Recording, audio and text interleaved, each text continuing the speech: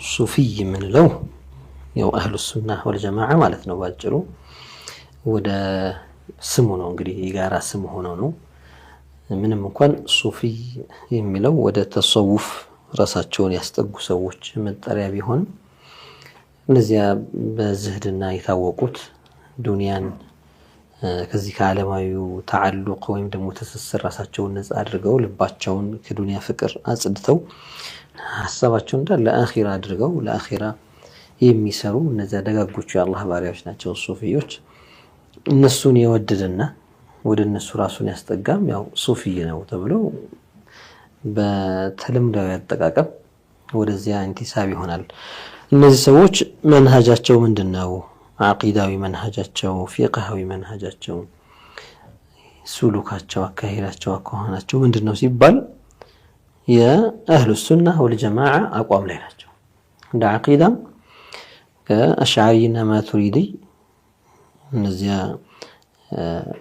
ዓለም ላይ ያለው ሙስሊም ሸርቀን ወገርበን በምስራቅ በምዕራብ በሰሜን በደቡብ ያለው ሙስሊም እንዳለ የሚከተላቸው የሆኑት የሁለቶቹ ኢማሞች ማለትም የሷሐቦቹና የታቢዒዎቹ የአትባዑ ታቢዒንን መስመር ያስቀጠሉ ኢማሞች የነሱን መንገድ የያዙት አህሉ ሱና ወልጀማዓ ይባላሉ።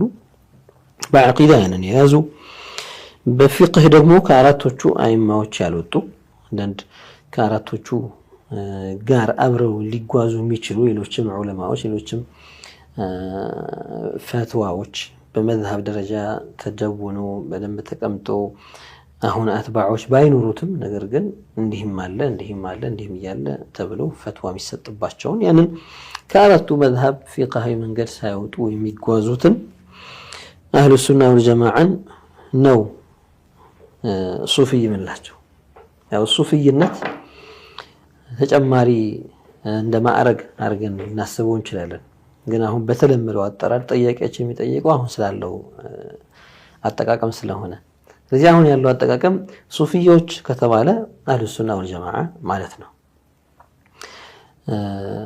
ያኒ ስለዚህ የአንድ ሳንቲም ሁለት ገጽታ እንደ ማለት ነው።